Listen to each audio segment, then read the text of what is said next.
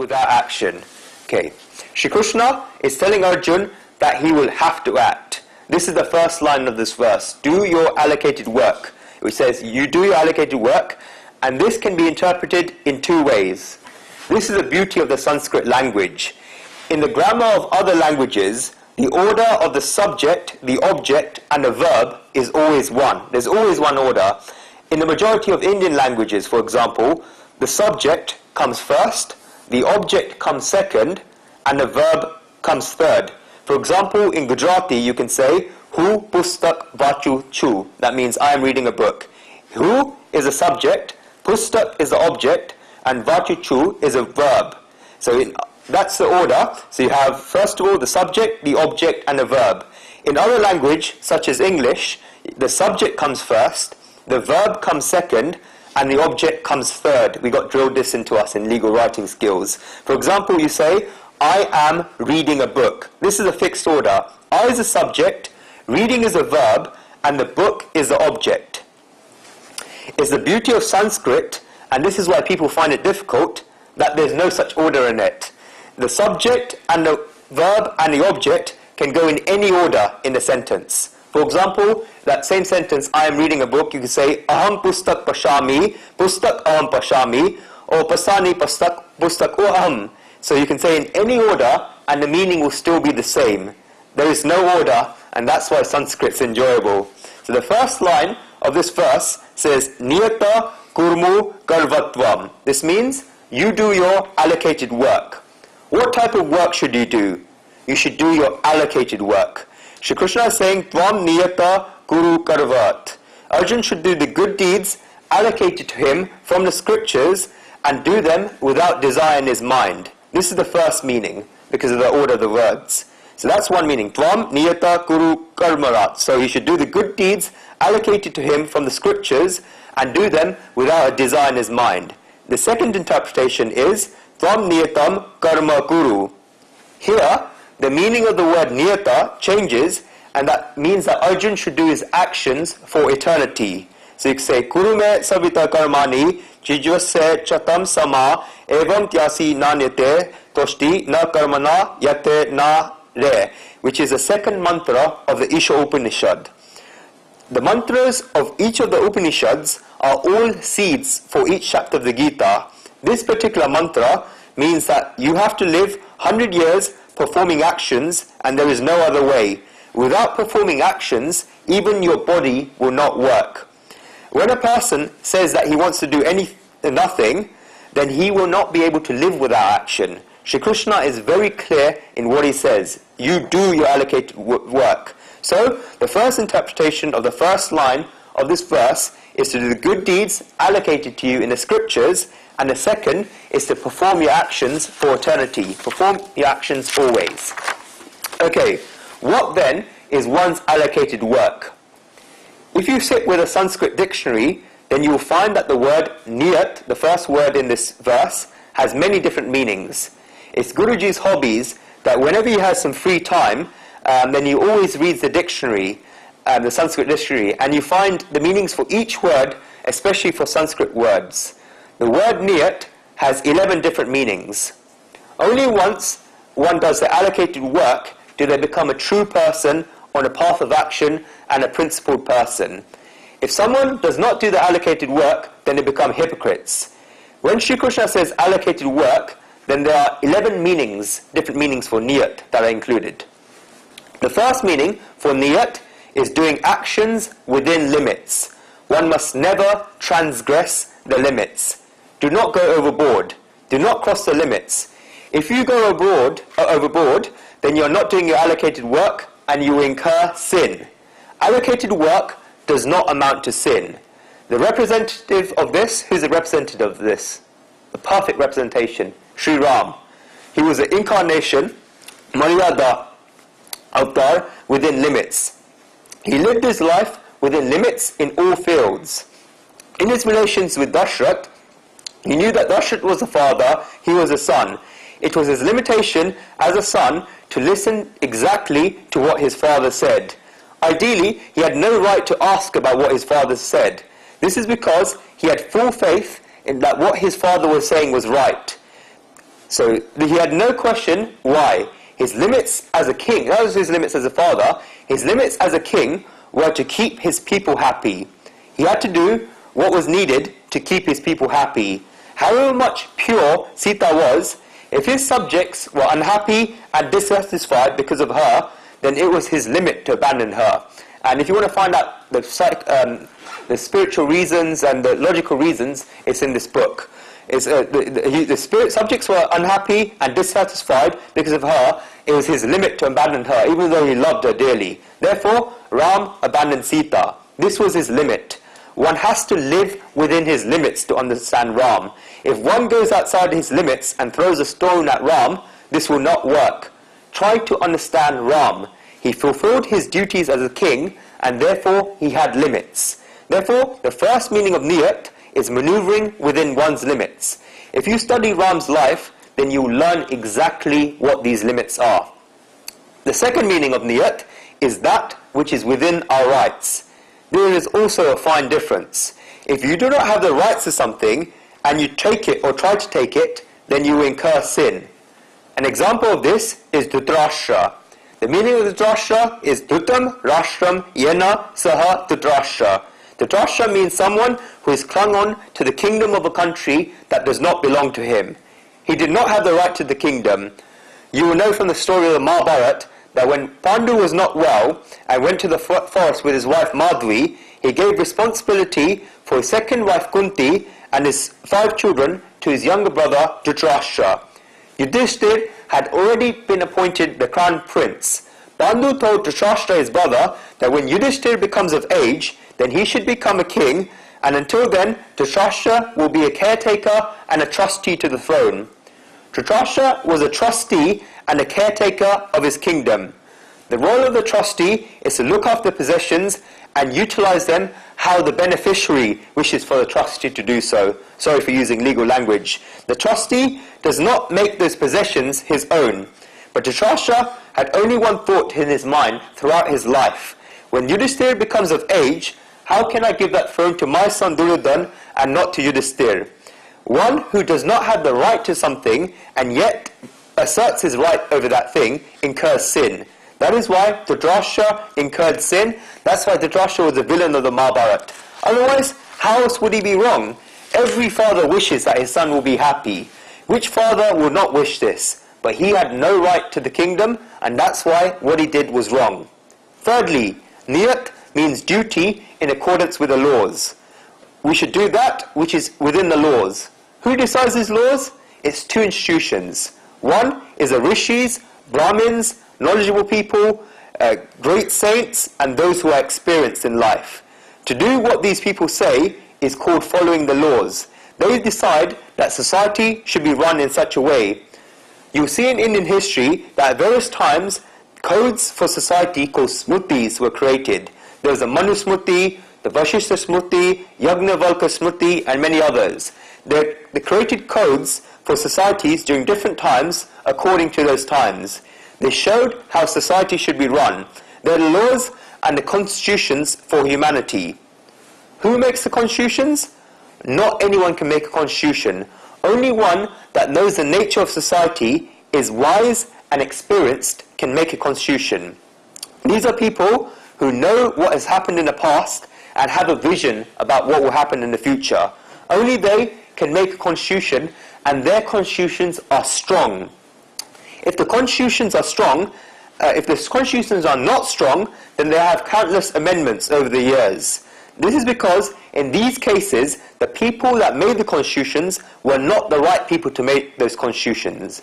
If a new constitution has to be made every 6 months, for the amendments, and the people that created that constitution did not have that vision for the future.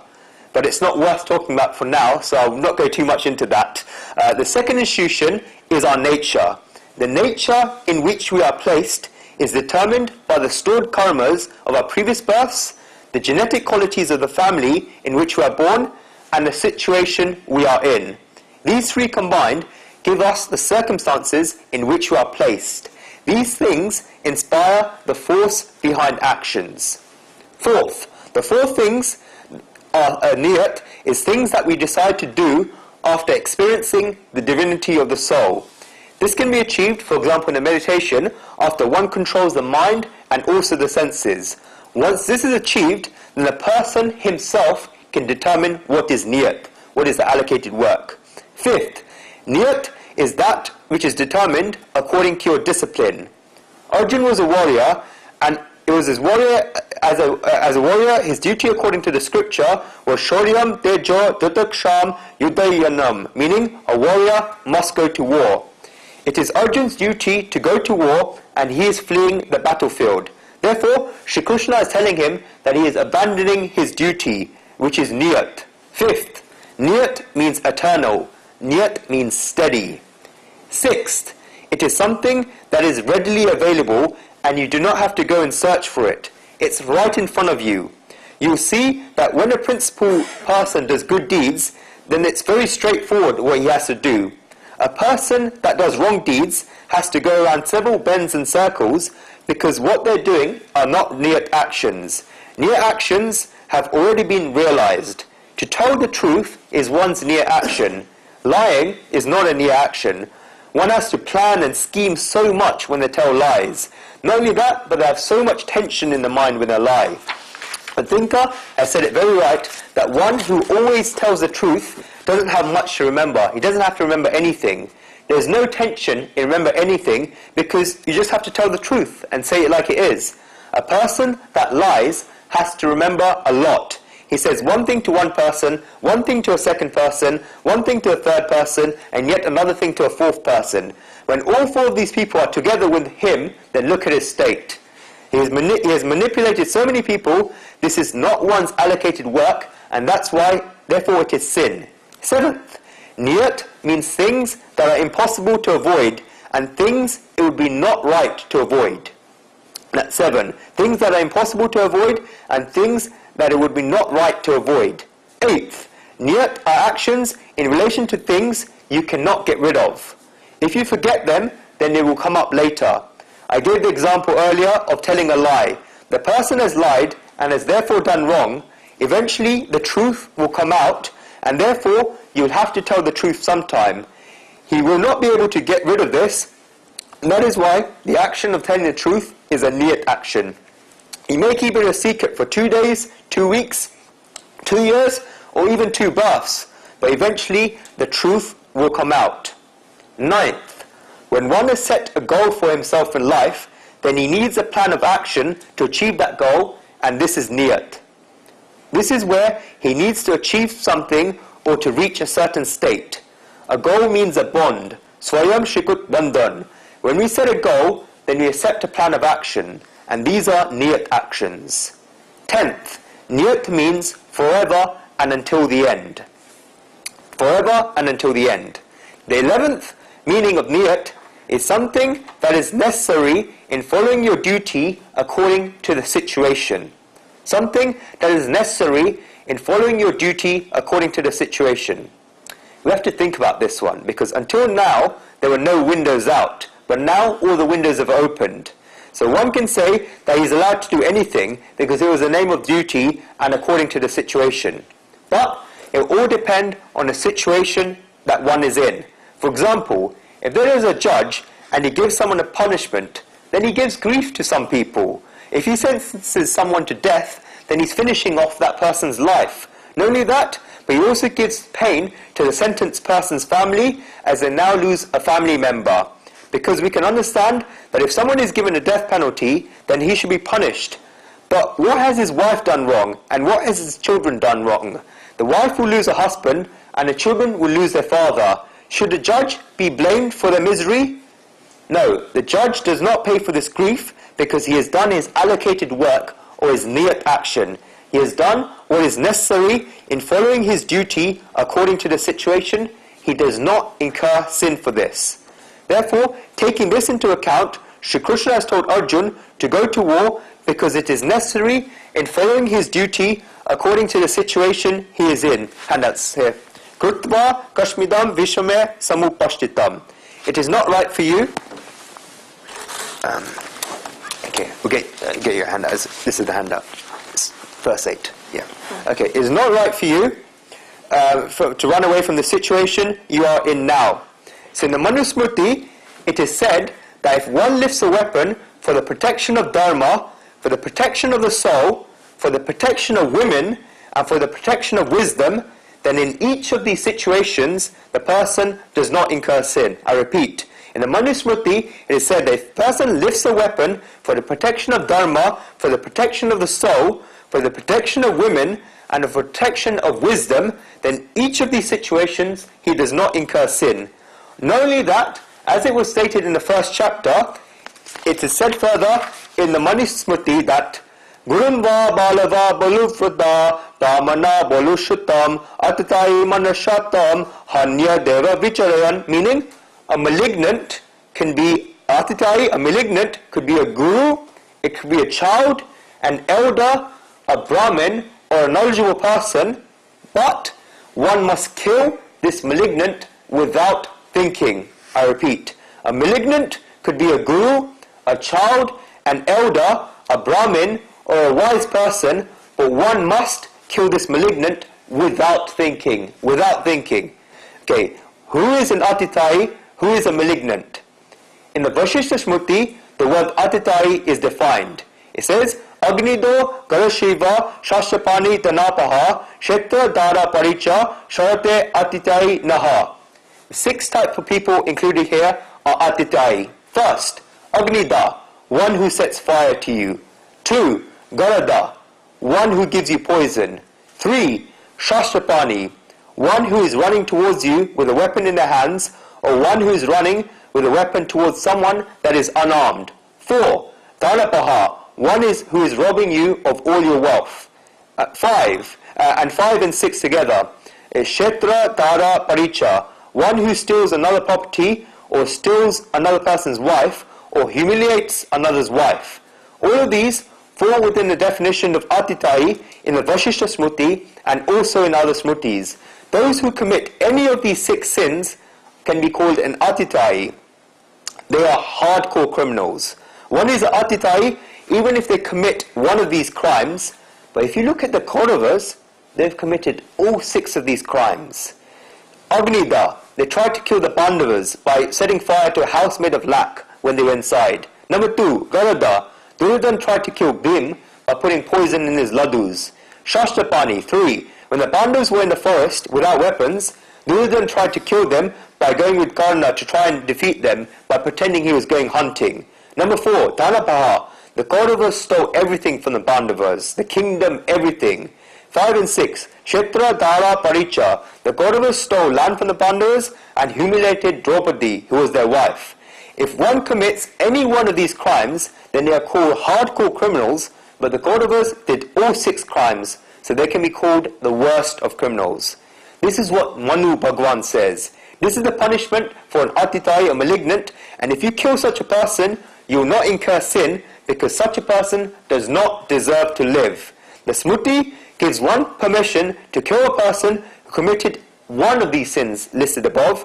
The Kauravas committed all 6 sins, and sentimentality towards them, Kauravas, had arisen in Arjun's mind. Shri Krishna is trying to say to Arjun that whether he considers it necessary or accordance with the circumstances, through both these ways, it is his duty to go to war. Okay, next part of it. Shri Krishna tells Arjun that even without acting, his body will not work. Swami Akhandanand Saraswati gives a very nice example. He picked up this injury called frozen shoulder, where he could not lift up his arm, and he went to show this to a doctor. The doctor looked at this and told him that if it does not offend him, then he wanted to respectfully tell something to him, reveal something to him. Guruji hasn't met Swamiji. From what he's heard, he was a very, very humble person, and he asked the doctor to reveal it to him. The doctor said, Swamiji, if every morning you bow down and prostrated, this Shashvat Pranam, you know when we raise our hands at the end, if you do that before the deity of the Supreme Being, then you would never have had this injury, because even if it did, then you would have known on the first day that you have picked up this injury. So when you prostrate before God, he would have lifted up his arms, and then he would have folded them and bowed down. Therefore, when he had this injury, he would have noticed as soon as he put his hands up and folded them before God. and the doctor told him, you must not have been prostrating this way. Instead, you must have been prostrating in the common way without lifting your hands. You've had this injury for 1 year. Saraswati Ji is a very famous religious thinker, but he admitted this in his discourses and his book. What I mean to say is that if you do not act, for example, lifting your arms, then you will not even maintain your body. It is a body, and so if it's not oiled and worked, then it will become rusty. In the fifth verse, Shri Krishna talked about actions that we are forced to do. If there's a child in your house, and that child comes back bringing home science textbooks from school, then these will show that a human body has tendons that the person can control, and also tendons that the person cannot control. An example of the latter are the eyelids. We cannot control our blinking, and therefore we cannot tell the eyelids not to blink. They just keep blinking. The beat of the heart is also not within our control. Similarly, there are some actions that we cannot stop in advance. We just have to keep doing them. If you do not do them, then your body will suffer, but if you do them, then there's no addition, there's no benefit. And we have to understand this. Our scriptures say that when a son of the Brahmin gets a sacred thread called a janoi, then he must do 3 japs, 3 maras, 3 prayer beads of the Gayatri mantra, which is the greatest mantra given to us in our scriptures, every day. He has to do 1,000 japs of the Gayatri mantra in total. This is a minimum. If he does this, then the scriptures say that nothing will happen. It's just his duty. He won't get any benefit. But if he does not do them, then he will incur sin. It's his duty.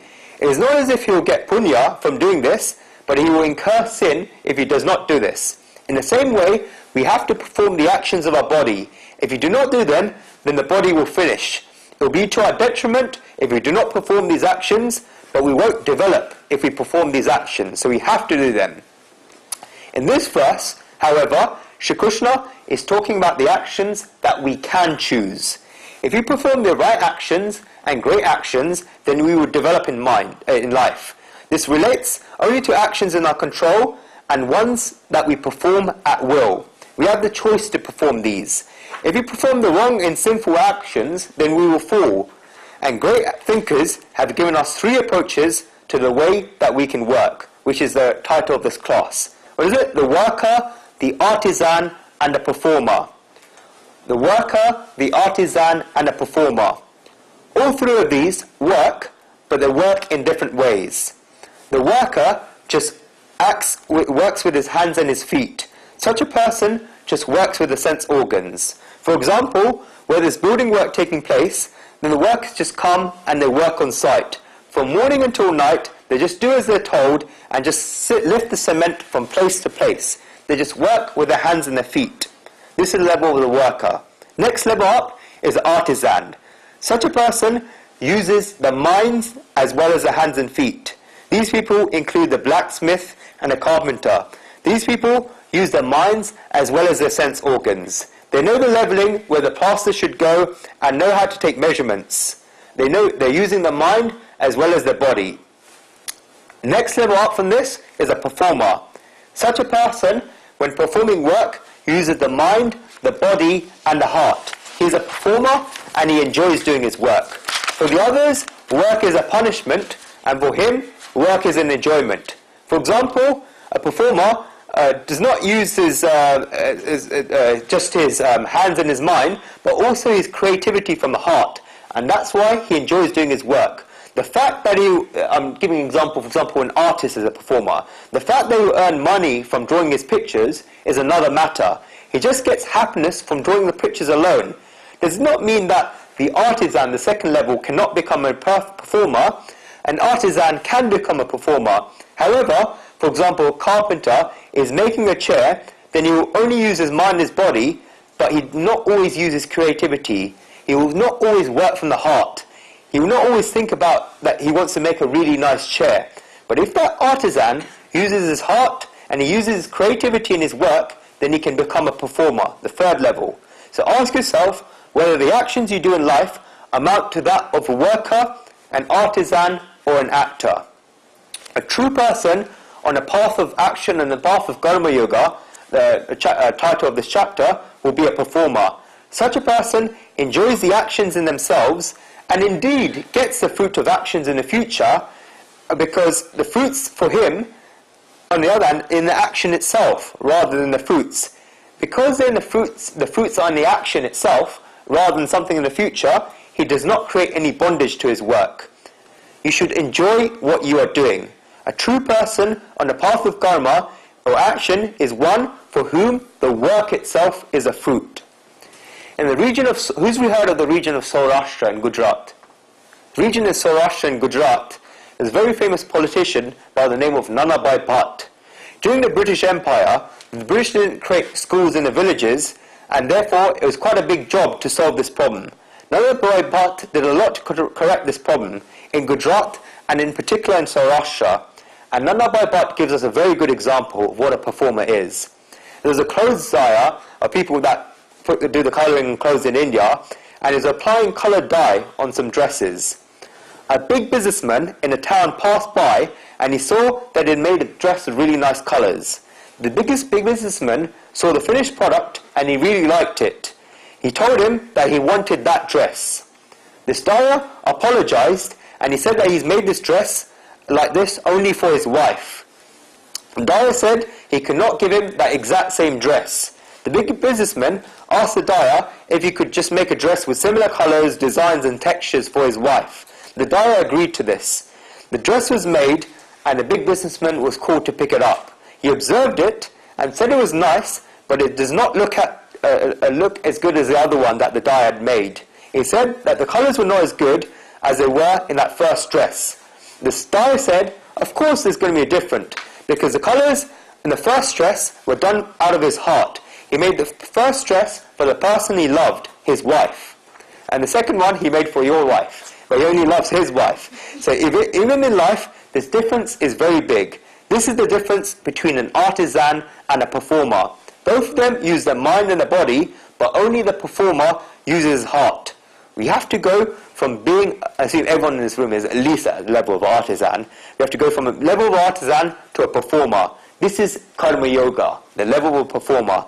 In every action, when you have this feeling from the heart that is without desire, only then does that karma yoga become steady. Do it with feeling. Swami Vivekananda said, karma is the eternal assertion of human freedom. Our thoughts, our words, and our deeds are the net which we throw around ourselves. I repeat that great quote, famous quote from Swami Vivekananda. Karma is the eternal assertion of human freedom.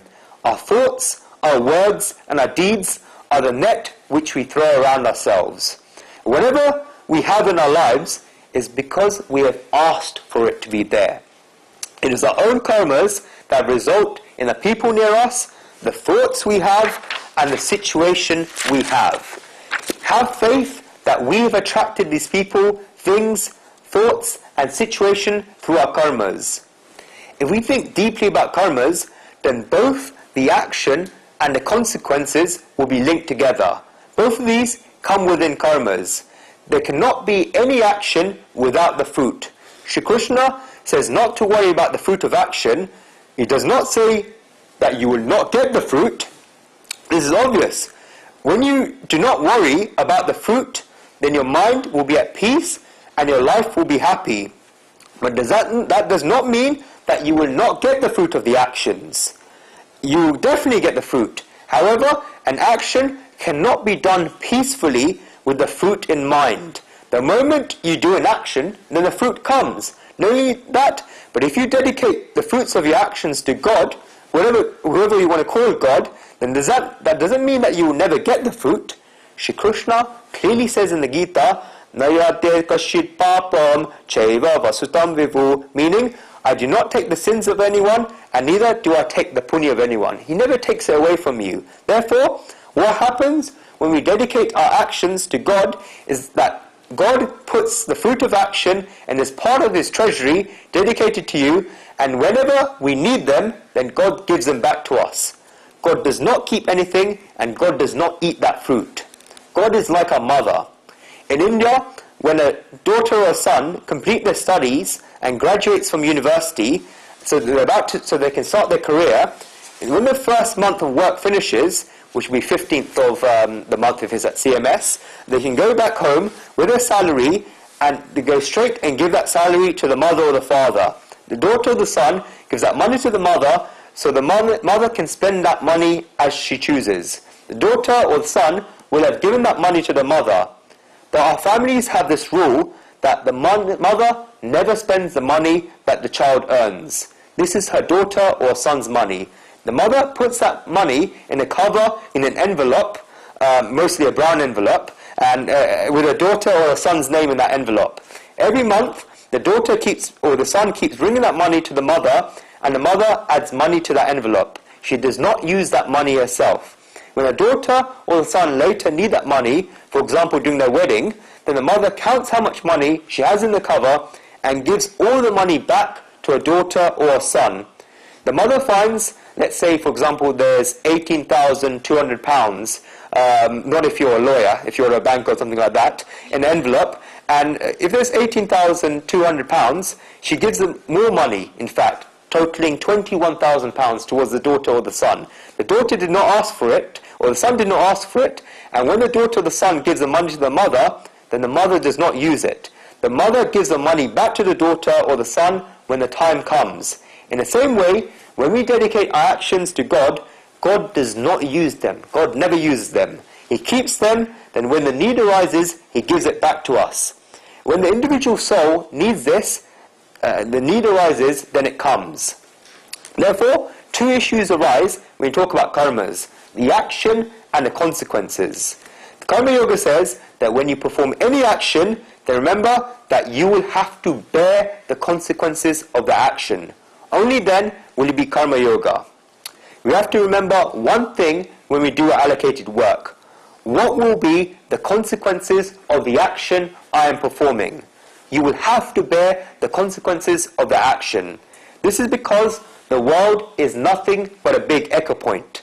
Karma is an energy vibration, and whenever you send this energy vibration towards the universe, then these vibrations come back to you in exactly the same way. They do not only come back once, but they come back in multiple. Swami Ramakrishna, who is the guru of Swami Vivekananda, says that whatever we give to the world, or whatever comes out of you, you are asking God to send back many more of that thing. Therefore, Swami Ramakrishna warned that whatever you ask for God, make sure it is a good thing. This is because if you send a bad thing out, then that bad thing will come back to you in multiple amounts. Guruji often gives this example that whenever it's time to worship Mataji, the goddess, many women keep the nicest dresses for themselves, and whenever they have dresses for a lower standard, they give that to the priest for their prayers. Remember, that thing of the lower standard will come back to you in multiple amounts. If you look at society, there's always a floating mass of cups and plates in everyone's houses. When someone gets married, then they're given a set of cups and plates with a giver's name on the cups and plates. Whenever it comes time to give someone a present, people pull that white sticker over that name and give it to someone else with that name. Then the receiver will give it to the next person. This is called passing the buck. These cups and plates will keep around floating all the time and are never used. This is because no one wants to use them. That's why Swami Ramakrishna said that whatever you give will come back to you in masses. Thousands of people have experienced this. The small parts that they give come back to them, and these pots, cups and plates keep floating around. In the same way, when we perform karmas in this world, the world gives back to them just like we gave them. Therefore, whatever you give to God, and whatever gift you give to the world, must be great. It must be good. When we have karmas within our hands, then we are constant choosers of them. We are constantly doing choice making. Many times, we do not even know that we are making choices. For example, a person insults us. As soon as they insult us, we feel offended. We feel bad. Where did this feeling of feeling bad, feeling offended come from? We chose to feel offended. You may have asked, how could I have chosen to feel offended? It was only natural that we feel this way because of the circumstances. No! God has given humans a choice. It is possible that the person in front of you is hurling insults at you and saying bad things about you, yet the mind can still remain calm and steady. We have that choice, but we never exercise that choice. Someone swears at us, and we feel that need to fight back. Do we not have that choice that if someone is swearing at us, we can still remain calm and steady? It's a choice, but we never exercise that choice. Similarly, when someone praises us, then we're automatically happy. We do not get happy just like that. We don't get happy just like that. We choose to be happy. It's still possible that the person in front can praise us, yet we remain calm and steady. This happiness is an excitement, and whenever there's happiness, there will always be a sadness. If we are happy because someone praised us, then when your people praise you, then when the sixth person insults you, then we will just feel sad.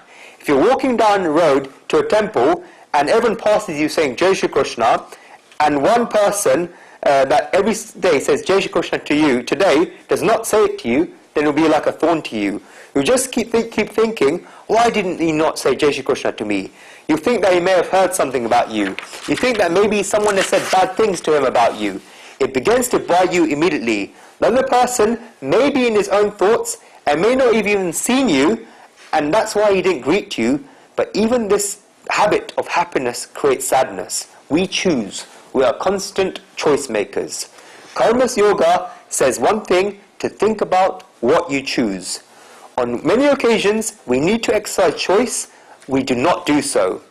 Guruji has read a very nice book by the famous spiritualist and a doctor called Deepak Chopra. Who's heard of him? Very, very famous. He thinks very, very beautiful thoughts.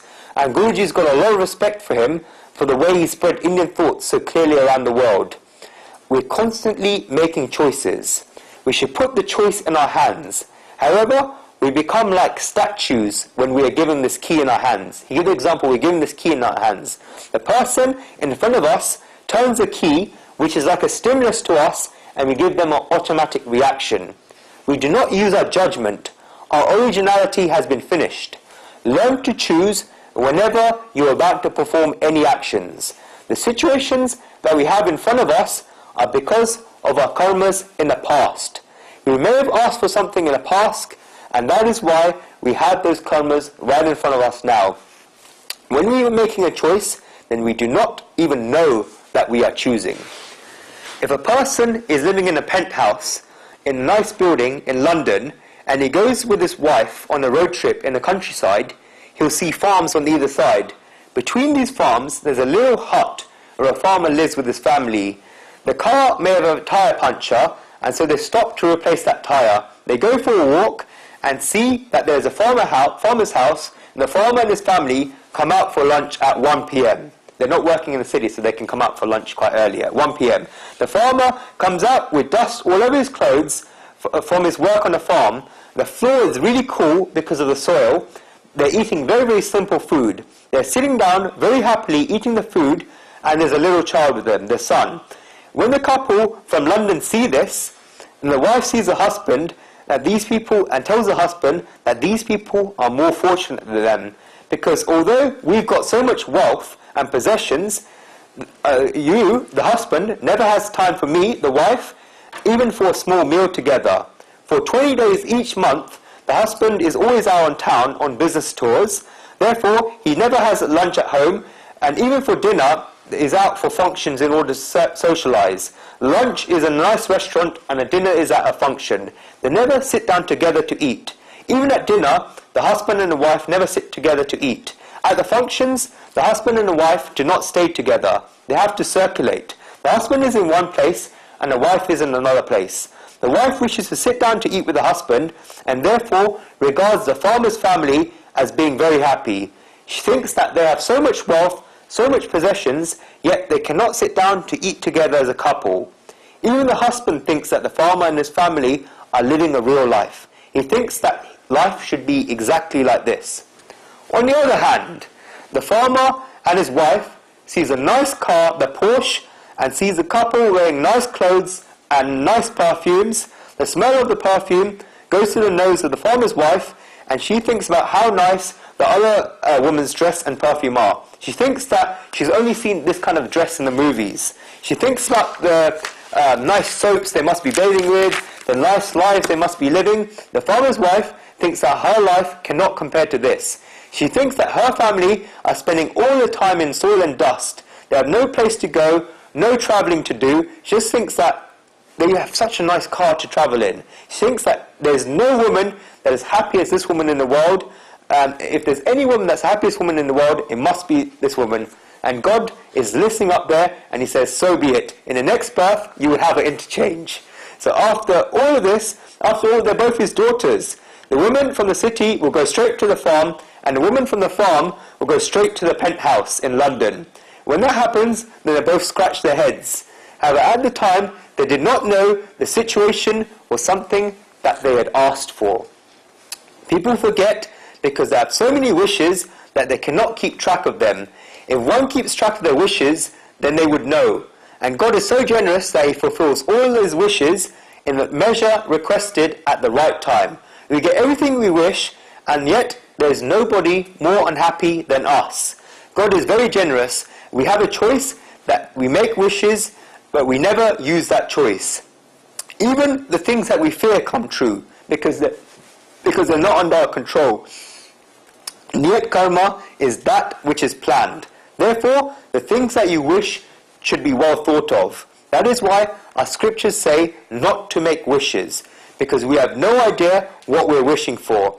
When a man is sitting, rocking his chair, then the horses of his mind start running, and he creates several births for himself in that short period of time. This is because any wishes that we make will definitely one day come into fruition. This is a rule of the world. Any wishes we make will definitely one day come into fruition. When you make a wish, then you send a seed of energy to the universe. For example, if you have several wishes and you put all of those wishes on a piece of paper, then at one time or another, those wishes will come true. We do not put our wishes on the piece of paper, but the wishes on our minds float out to the universe, and when combined with our personal karmas, situations and circumstances, those wishes come true right in front of us. During that time, we do not recognize our wishes and we forget them. Our scriptures say that if you want liberation, then do not make wishes. This is because wishes are the seed for rebirth. The whole concept of reincarnation is because of wishes and desires. So whenever you perform any action, then ask yourself two questions before. The first is, what will be the consequences of the action I'm doing? By this, I'm not talking about the wish, but an awareness of the consequences of the action you are performing. So first, what will be the consequences of the action I am doing? That's number one. Second is, in the future, will the action I'm about to perform give happiness and to my family, my own people, society, my country, and in the end, the world? Second is, in the future, will the action that I'm about to perform give happiness to me, my family, my own people, the society I'm in, my country, and in the end, the world? Your actions should not make you alone happy, because actions that only make you happy are selfish actions. Your happiness should amount to other people's happiness as well. Degrees may vary. For example, if you're 80% happy, your neighbor is 70% happy, then that is fine. That's relativity. But if you perform action, only perform an action if they'll be happy as well. This is relativity. If you perform an action, then they should be happy as well. If you put these two questions into practice, before performing any action, you'll see that whatever action you perform will be right. First, think about the consequences, and second, think about whether it will make all of these people happy. There should be the right answer to both these questions. In order to decide whether the answer to the two questions are right, the Supreme Soul has shown us great compassion because nature helps us. God has made all the arrangements, not on the outside, but inside our bodies. When we do a good deed, then our bodies will cooperate with us. Your body will accept it. When you go to do a bad deed, then your body, your mind, your consciousness, and your heart will not cooperate. When a person goes to do a wrong thing, then his body automatically shivers. In the USA, there was a psychological survey of criminals where criminals were asked what went through their minds before they committed burglaries, murders, and rapes. Every criminal was asked this question: what went through their mind before they did this? 100% rate, every criminal that was asked said that that before they were about to commit the crimes, then the thought that went through their minds was that they should not be doing this. I should not be doing this. They said that the souls of the heart, their minds and their consciousness told them and warned them, and yet they still went ahead with it. When a person goes to commit a murder, then his hand tries to stop. What is happening here? Your hand is not cooperating. Does your hand stop when you give a donation? When you're doing it from a heart, then it will not stop you. This will never happen. But if you do not do it from the heart, then your hand may try to stop you. When someone goes to do a good deed, then this doesn't happen. The hand doesn't shake. There's no non-cooperation movement of your body. But when you're going to do a wrong deed, then your body does not cooperate with you. One must learn to understand the signals of your body. This is a gift from God. If we want to become one with God, then if we become one with God, we become karma yogis. We become performers. There are two signals in the body. The first is when the body shivers, and the second is, which is more subtle, the signals can come either in the stomach with the solar plexus, which is the Manipular chakra, or the heart. The solar plexus, the stomach, or the heart. These signals will come there. The heart never lies. When you do wrong deeds, there's a hesitancy in your heart. When you go to commit a sin, then this definitely happens. Thinkers say that when you decide to perform any action, do not do it after asking the mind and intellect, but do it after asking the heart. This is because your intellect may misguide you. The intellect has logic, but your heart does not have logic, and logic can be cunning. It can twist the matter.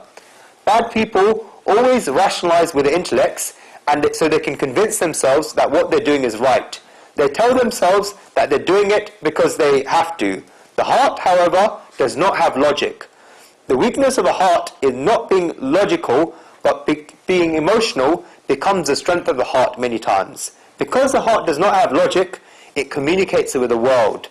In fact, the heart has direct connection with God. When you recognize the heart correctly, it is a hotline with God. Whoever has practiced Bhakti devotion, they've done it with the heart and not the intellect. The heart has a connection with God. The hotline is always connected from God's side, but we turn it off from our side. We have pulled the plug ourselves. We put the receiver taken out the receiver on our side. God keeps calling, but every time it comes up, it's engaged. We just do not have the time for this. We go so much after the intellect that we forget the heart. Shri Kushner's most important message for us is that unfortunately the center of our lives has become the intellect, and we have to put that to a side and bring the heart to the center. The heart is the center of your life. It is the center of your existence. A person can never do anything wrong through his heart. He can only do wrong through the intellect. The intellect is deceiving. Ask the heart. Do not think that I'm giving little importance to the intellect, but when it comes to making a decision, and both the heart and the intellect are not at the same level, then the heart should always be given precedence. I'm not saying that the intellect is useless and you should leave the intellect completely. The intellect is useful, but the heart is even more important. Your inner voice is always right. Many times, the answer that your heart will give you may seem impractical, but it will be the truth. The intellect may come up with practicalities, but practicalities are often the things that lead people in the wrong direction. And a practical person, an over-practical person, can never reach anywhere. The more practical one is, then the more unemotional he is. People living in cities have become very practical, and therefore emotions are being eroded. A person may have gone to someone's funeral ceremony in the morning, and on the same day he reaches someone's wedding ceremony at midday. He comes in such a way that you'll never know that he's come from a funeral. And he goes to the funeral that you'll never know that he's going to a wedding ceremony. It makes no difference to him. He says that he wants to preserve the relations with everyone. When someone has had such a painful period and you're thinking about preserving relations, then you have lost your true identity. People just do not have emotions. How can a person just come from someone's cremation and hold a plate of wedding food in his hand? The more practical one is, the less emotional he is.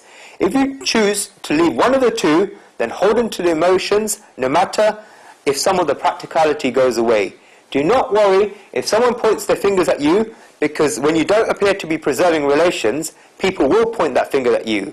Society has an interest in relations. Society has an interest in gossip. Society has an interest in brutality. If you come out of the funeral ceremony and do not go to the relative's wedding, then the relative will phone you or ask you when they meet you in person if you've become such a big person that you didn't go to their wedding. They will say this, and you have to be prepared to listen to this. When you try to preserve relations with everyone, then you will lose a bit of yourself. In Karma Yoga, you have to be careful about this. One question: is the action you are doing right? Get the answer of this from your heart and not your intellect. Do what your heart tells you. This is niyat karma, your allocated work. If you think that the heart has not yet gotten that sensitive, then God says be careful about what you do, because actions are always stored in the memory. The memory gives rise to wishes, and these wishes give rise to desires. These desires lead to further karmas. This is the whole reaction. Is first of all, the memory gives rise to wishes. Those wishes result in desire, and the desire lead to further karmas. And that because all those karmas get stored in that memory, and that cycle happens again. For example, if you eat a sweet, this is the action. This gets stored in your memory that the sweet is very tasty. This is bound to happen because whenever you perform any action, it gets stored in a memory. This memory will create wishes. After 15 days, your memory will remind you. Last time when I used this example of tea, everyone emailed me at 4 o'clock saying I couldn't control myself, I drink tea. Don't email me at 4 o'clock that you're about to have a sweet or chocolate. After 15 days, your memory will remind you about the sweet you had and will create that wish for you again. The memory led to that wish. When that wish becomes intense, then it becomes an intense desire. At the beginning, you only remembered it once a day, then you remember it every day, then you start to remember it twice a day, then you start to remember it 3 times a day, then every time you eat, you just remember that sweet. And after all of that, you need that sweet. When you need that sweet, then it becomes a desire, and when that desire comes, then it's buy, borrow, or steal. In that state, you cannot go without acting, and hence karma. Karma happens. One can see from this that one karma gave birth to the very same karma again. This is a cycle of karmas that we talk about. When a person performs a karma, then they'll get stuck in this cycle. Karma, memory, then wish, then desire, then karma again, then memory again. Because that memory got stronger. How can we then get out of this cycle? Because we have to perform actions, and therefore we have to fall into cycle. God says that we cannot go acting without acting in order to maintain the body, and therefore, how should we perform those actions? Shri Krishna will give the answer in the next verse.